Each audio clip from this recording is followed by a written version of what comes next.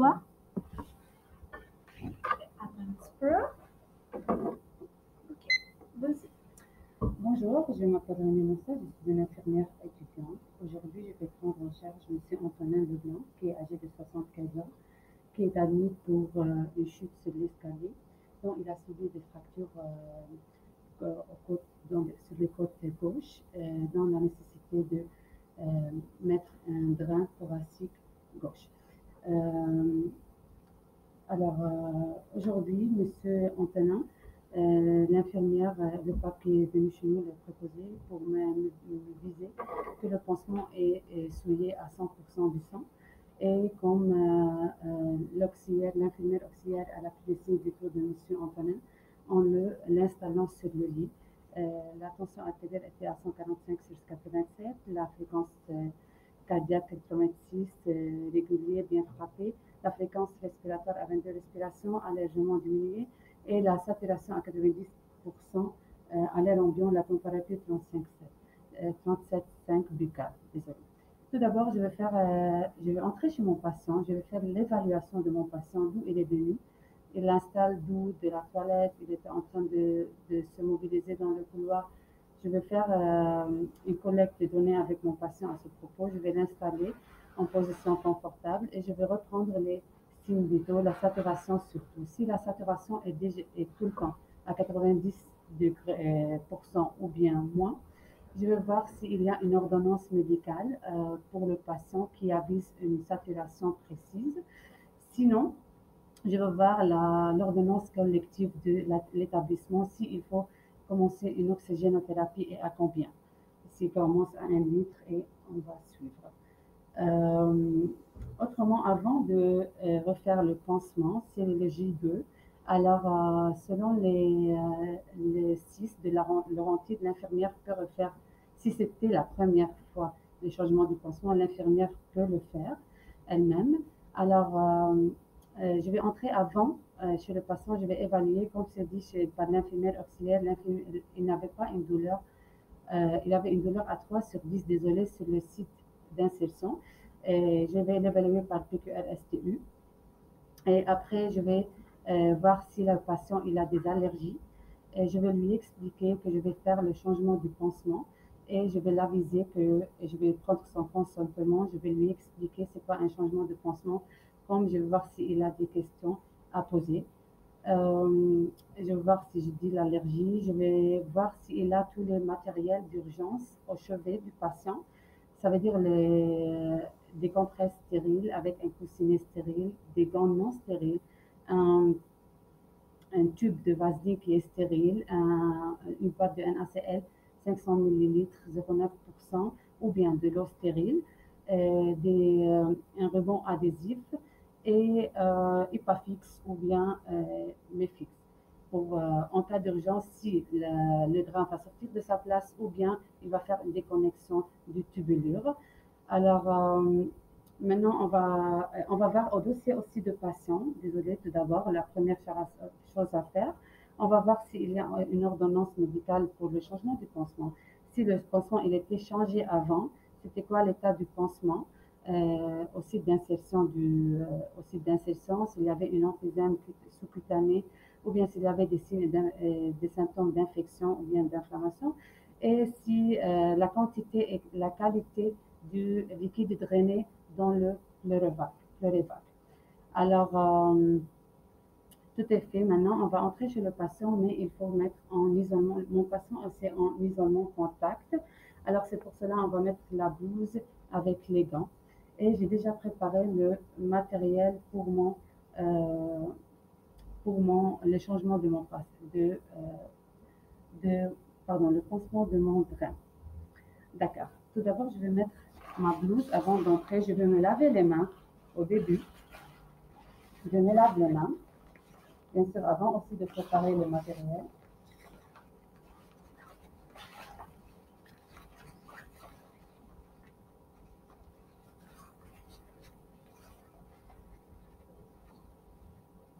J'ai oublié je vais faire l'identification du patient.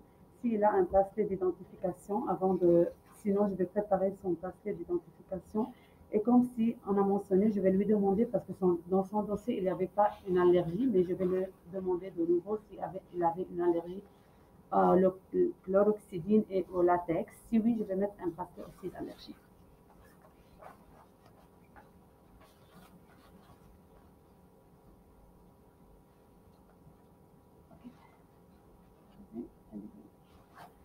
D'accord, alors,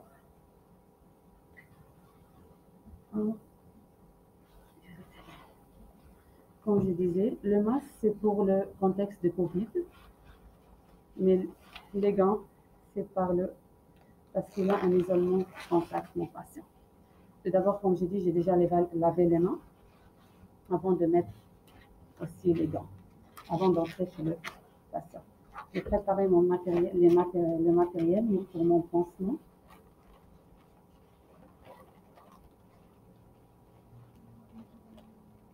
Je vais entrer chez mon patient. Tout d'abord, je vais entrer, je vais me présenter. Bonjour, je m'appelle Rémi, je suis une infirmière étudiante. Je me suis présentée déjà, mais je vais me représenter. Je suis là pour, comme on a dit, pour changer votre pansement. Alors, je vais voir son identité de nouveau. Je vais voir le bracelet dans sa main. Alors, je vais commencer par tout d'abord nettoyer le chevet avant d'installer mon matériel. Je vais le nettoyer. Je vais mettre mon matériel.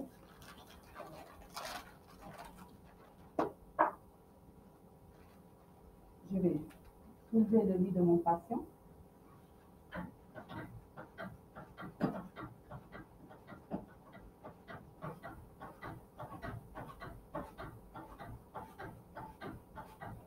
Jusqu'au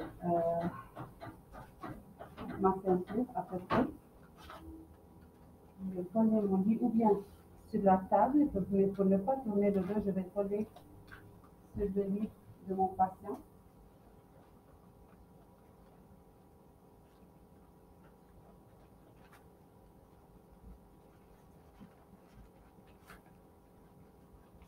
Je vais mettre mon patient en position de la tête soulevée à 30 degrés pour une position confortable et favorise l'expansion des poumons.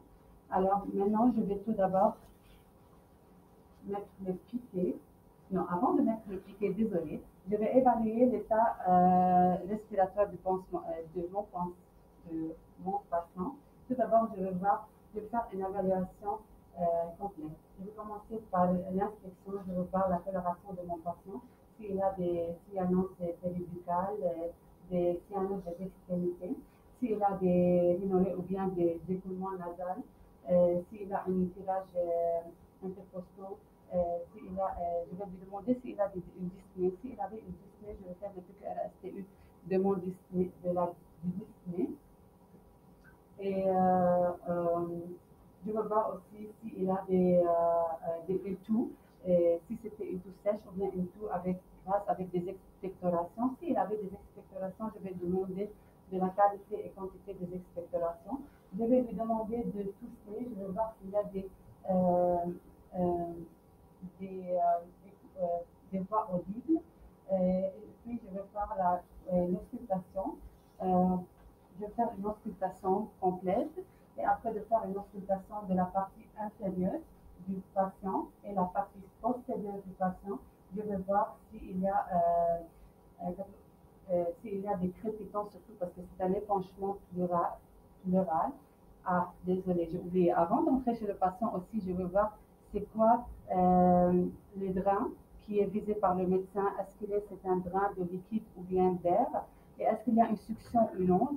Mon patient, il a un drain pleural à l'air libre. Il n'a pas une succion.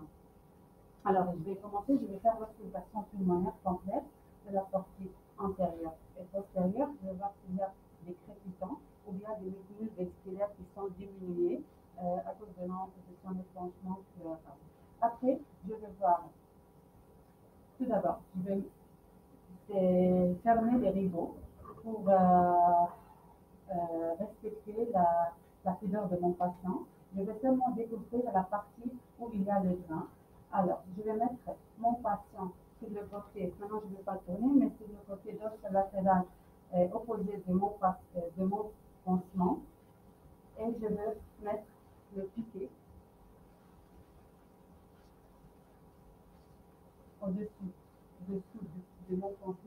Je vais voir, avant, mon pansement est imbibé de 100% du sang, mais je vais faire la palpation pour voir s'il y a une emphysème sous-cutanée.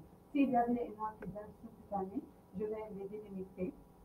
Et après, je vais voir la tubulure. Je vais commencer de la fin d'incision, je vais suivre la tubulure. Je vais voir si la connexion, il faut pas que la connexion, qu'elle soit couverte par des rubans adhésifs pour qu'on voit qu'il n'y a pas de fuite d'air. Et puis, on va s'assurer qu'il y a d'instillation de liquide dans la tubulure. Désolée. Et en descendant, on va suivre la tubulure. Et en descendant, il faut être sûr, tout d'abord, que le vague, qu'il est en parallèle avec sur le sol, qu'il n'est pas tombé. S'il est tombé, il faut le changer. Il faut faire attention s'il est tombé, s'il est par terre, il faut le changer. Alors, tout d'abord, je vais voir la tubulure, la connexion, elle est bien connectée. Là, cette partie-là, il faut qu'il soit à l'air libre parce que c'est une aspiration, n'est pas sous succion. Et après, je vais voir je vais soulever un peu, je vais voir le liquide qui est là avec le bullage et l'oscillation qui sont là. Comme il y a un épanchement pleural, il ne faut pas avoir de bullage. Alors, il faut, s'il y a des bullages, ça veut dire qu'il y a une fuite. Alors, il faut faire attention. Comme on va voir la dernière note de l'infirmière précédente, c'est la quantité pardon, de liquide aspiré et la qualité. C'est les rouges, c'est les distance, c'est les.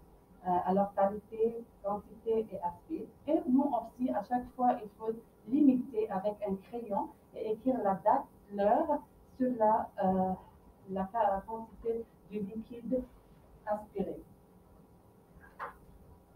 Il faut faire attention de ne tout le temps garder en place, de ne pas qu'il soit bien en position pareille avec le sol et qu'il ne se touche pas au sol.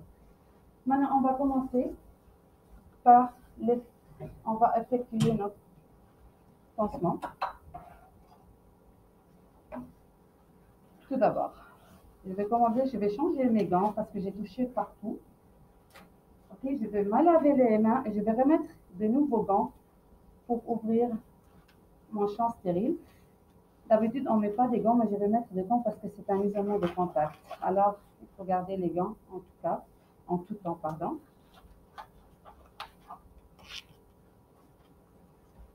Maintenant, pour mon pansement, tout d'abord, je vais avoir un NaCl 0,9%. Ah, il y a 2 minutes encore, 0,9%. Il faut qu'il ne soit pas ouvert plus que 24 heures parce qu'il faut qu'il soit stérile. Alors, on va. Je vais écrire sur la boîte quand je l'ouvre la date et l'heure de son ouverture. D'accord, je vais mettre ici. Alors, maintenant, je vais commencer par ouvrir, ou bien je vais ouvrir avant mon champ stérile. Tout d'abord, tous les matériels que je vais utiliser, je vais être sûr qu'il n'y a pas, qu'il faut voir la date d'expiration, qu'il est stérile, qu'il est fermé. Et à tout le temps, je vais rester le dos. Je ne vais pas tourner le dos pour mon patient, je vais rester à côté de mon patient parce que la ridelle est baissée. Je vais commencer par ouvrir mon champ stérile. Il faut respecter les 2,5.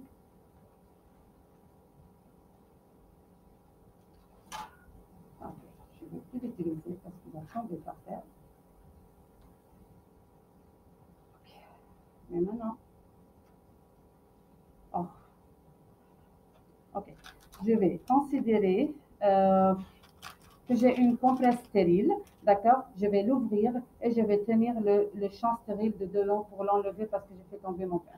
Je ne peux plus l'utiliser. Alors, je vais avoir une compresse stérile. Maintenant, je vais demander à ma collègue de me chercher une compresse stérile pour enlever.